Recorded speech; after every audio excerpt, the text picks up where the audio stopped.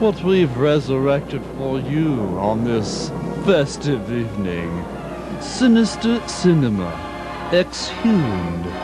We've even dug up Victor Ives, Ravenscroft, and Head. Stay tuned, if you dare.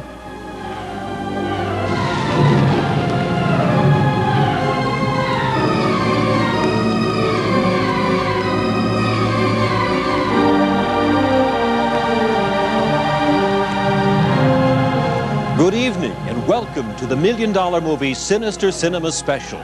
From now into the wee small hours of the morning, you're going to be haunted by the ghosts of Halloween past. Oh, it's so wonderfully gloomy to be home for the holidays. All Hallows Eve, my favorite time of the year.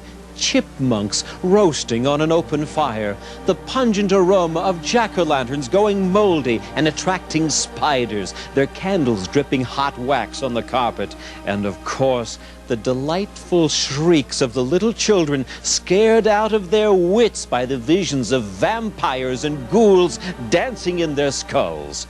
For tonight's reunion, Channel 2 has come up with the granddaddies of them all: Dracula, Frankenstein, and Wolfman. You know, if Channel 2's manager, Tom the Dragon, had given us first-class fear flicks like these in the old days, we'd likely still be on the air. I noticed from reading the newspaper there certainly have been lots of changes while we were away. I see, for example, that Ronald Reagan became president. All he did was work with Bonzo, a teeny little chimp.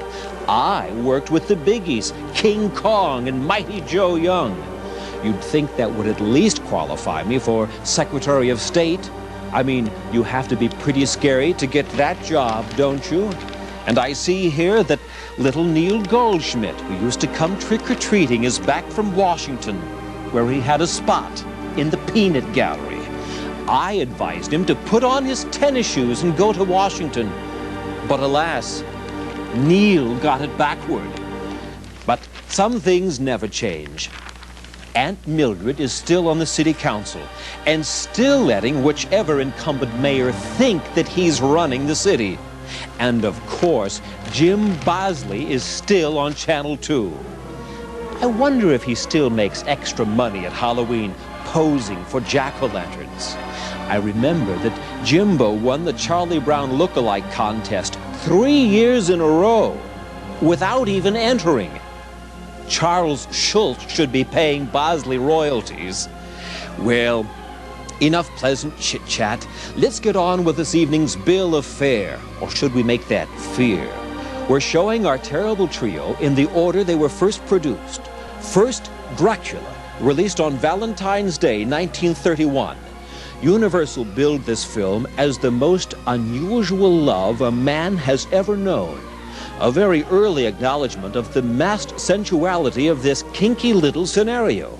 I'll tell you more about that later. For now, cue The Children of the Night. Here's a film to sink your teeth into.